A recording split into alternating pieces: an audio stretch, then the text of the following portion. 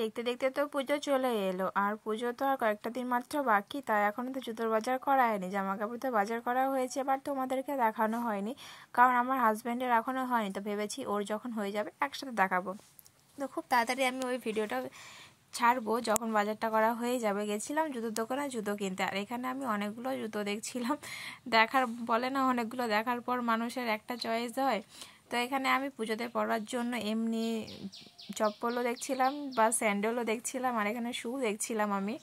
তো যখন আমার সব কিছু দেখা হয়ে গেল, আমার মোটামুটি লাগছিল, অতটা কিছু পছন্দ হচ্ছিল না। তো আমার হাজব্যান্ডের জন্য আমি চলে গেলাম দেখতে, আর ও না আমার সাথে এসেছিল। তো ওর একটু কাজ পড়ে গেছিলো, ও বললো যে আমারগুলো তুমি দেখে রাখো, তারপরে মানে যেগুলো তোমার পছন্দ হয় সেগুলো নিয়ে রাখো, তারপরে আমি আসে দেখছি। তো ঠিক আছে, ও আসলো, হচ্ছে দেখলো ওর যেটা আমি মানে 4টা কিটো 4টা শু পছন্দ করে রেখেছিলাম, কারণ ওই দুটোই নেবে, সেই জন্য ও 4টা দেখে রেখেছিলাম। তো ওই 4টার মধ্যে ওর যেটা পছন্দ হয়েছে সেটা নিয়েছে, আর ওর দুটো আমার দুটো, টোটাল 4টা হয়েছে, 4 জোড়া জুতো। তো দেখা যাক, সবার প্রথমে কার্ডটা এখানে বাড়াই। ওখানে যখন বাজার করে চলে এসেছিলাম তখন হচ্ছে ভিডিওটা করা আমার সম্ভব হয়নি, কারণ রাতটা অনেক হয়ে গেছিলো। তো ভাবলাম যে পরের দিন সকালে আমি ভিডিওটা এডিট করি আর দেখাই তোমাদেরকে যে কী কী নিয়েছি। তো সবার প্রথমে আমার হাজব্যান্ডের তো কিটোটাই বেরোলো। তো অত না ছেলেদের শপিংয়ে অতটা ইন্টারেস্টটা হয় না, যখন আমাদের নিজেরটা বেরোবে না তখন মনে একটু অনেকটা খুশি হয়। তো এখানে আমার হাজব্যান্ডের জন্য এই কিটোটা আমি পছন্দ করেছি, বললাম না আমি পছন্দ করেছি। আর আমার পছন্দের ওপর ওই কোনোদিন ওর আর কোনোটা চোখে লাগবেই না যে না ওই পছন্দ করেছে এটা বেটার আছে, হয়তো আমার ওর অত চয়েসটা নেই, সত্যিকারেই নেই, বাস্তবতার কথা নেই ওটা। আর কিটোটা দেখে মনে হচ্ছে হয়তো হার্ড বা কোনো কিছু, কিন্তু সেটা না, অনেকটা সফট পরেছিলাম পায়ে, একটু অনেকটা আরাম ছিল, দেখে মনে হচ্ছে যে শক্ত, কিন্তু শক্ত না, অনেকটা আরাম আছে। তো আমি জুতোগুলো যখন দেখাবো তার সাথে সাথে প্রাইসগুলোও বলে দেবো যে কোনটার কেমন দাম। যেমন কিটোটা দেখলে ওটার দাম ছিল 599 টাকা, তো ওটা 500 টাকা দিয়ে নিয়েছি। যেহেতু এমনি দোকানে গেছিলাম, তো একটু তো বার্গেনিং করতে হয়, বলো, পুজোর মধ্যে না করলে হয়। যেহেতু আমি অতটা পারি কিনা আদৌ জানি না, কিন্তু যতটুকু পেরেছি করেছি, আর আমার হাজব্যান্ডও কিন্তু বার্নিং করে। তো এখানে যখন কিটোটা চলে গেল, তারপরে আসলো শুটা, আর আমার পরপর আমার হাজব্যান্ডেরই দুটো বেরোচ্ছে, আমি জানি না কোনটার মধ্যে কে কার আছে। তো যখনই বেরো করলাম প্রথমে ওরগুলোই বেরিয়ে গেল। আর এই শুটা হয়তো তোমাদের অনেকের নাও পছন্দ হতে পারে, কিন্তু যখন আমি অতগুলো শুয়ের মধ্যে এটা নাও হয়েছে, নিশ্চয়ই কোনো ব্যাপার আছে।